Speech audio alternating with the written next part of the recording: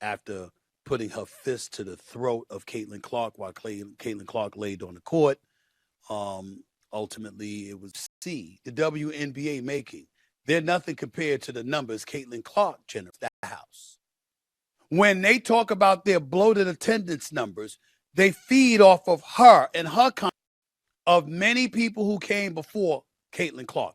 Most of them being all that. Asia Wilson, 3-time champion. We get from the standpoint of thinking that she could do things they can't do.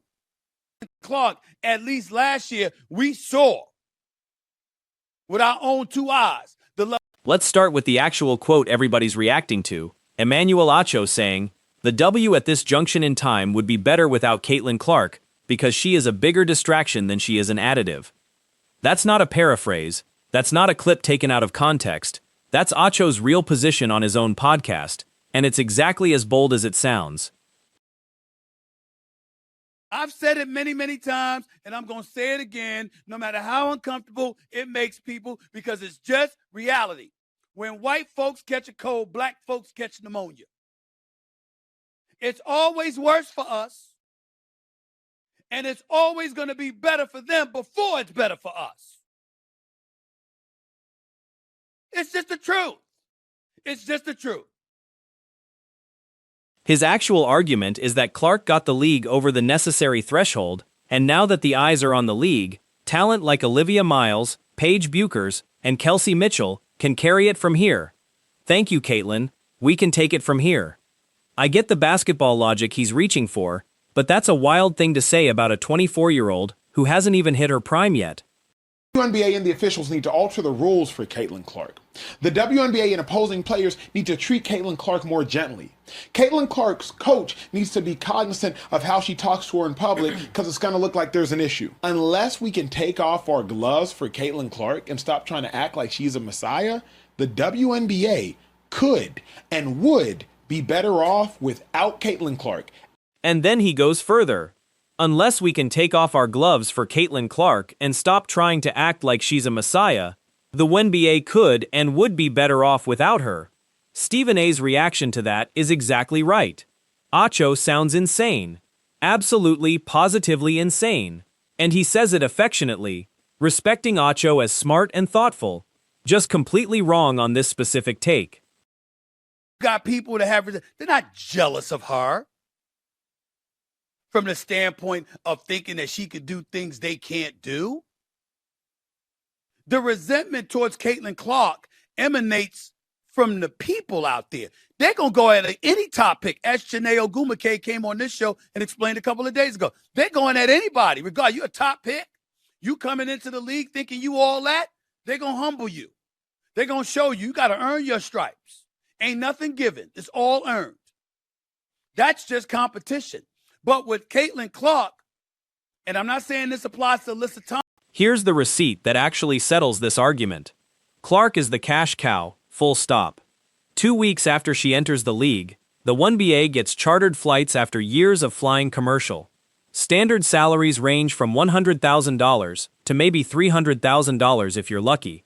And Clark is pulling in over $16 million once you count endorsements. That's not a close comparison. That's a different universe of value. It's Caitlin Clark. She's a symptom of the bigger problem. And the problem is that people in our society are quick to celebrate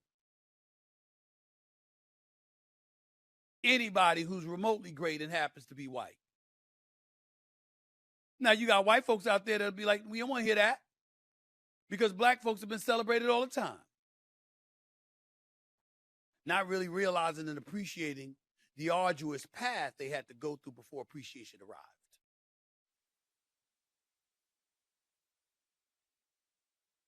So I get. Now, to be fair to the larger conversation here, Stephen A makes a point of saying Clark didn't build the WNBA.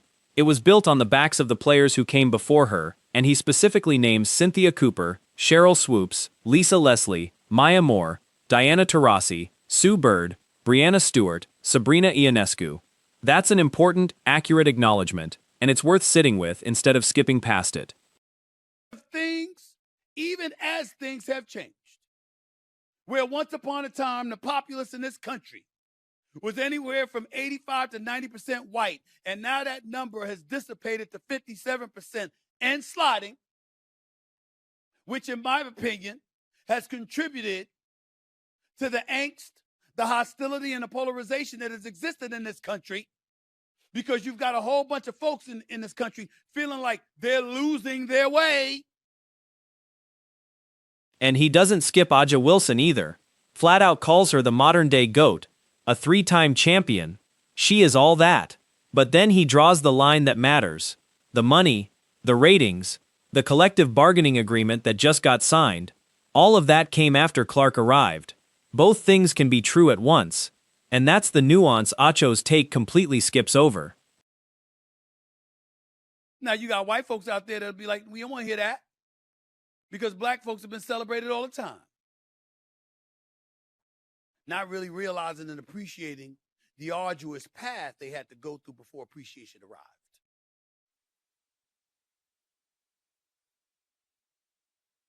So I get where Emmanuel Acho is coming from. This is where the conversation gets genuinely uncomfortable, and Stephen A. knows it. Bringing up Cooper Flagg as another example, saying being white doesn't hurt your marketability alongside elite talent.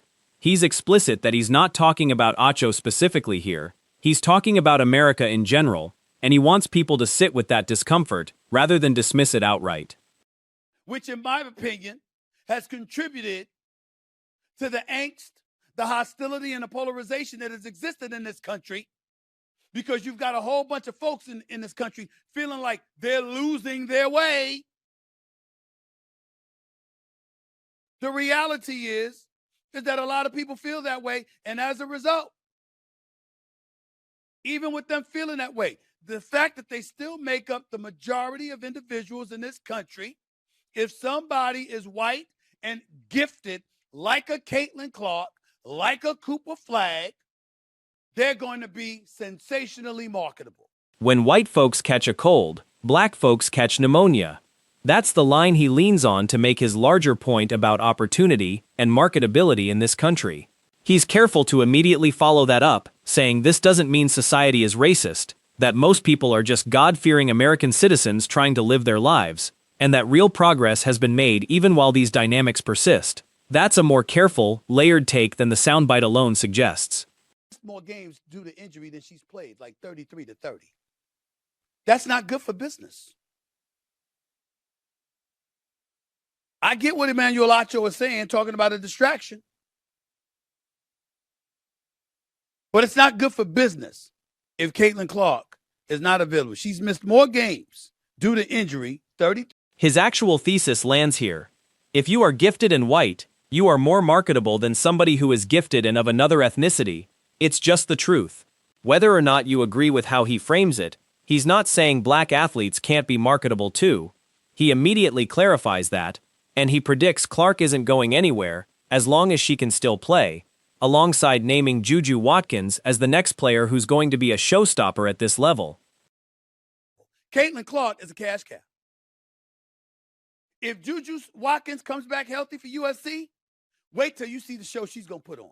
And wait till you see what she's going to do on the WNBA level. This girl is a showstopper. I got news for you. As long as Caitlin Clark can ball, Caitlin Clark ain't going nowhere. Here's a stat that deserves way more attention in this entire conversation. Clark has reportedly missed more games to injury than she's played since the start of last season. Somewhere in the range of 33 missed to 30 played. That's not good for business. And honestly, that's probably the most concrete, defensible part of Acho's entire argument, even if Stephen A. still lands on disagreeing with the overall take. Emmanuel Acho, formerly of FS1, now does his own podcast with his boys. Want you to hear what he had to say about WNBA star Caitlin Clark. And this is the part I think gets lost in every version of this discourse.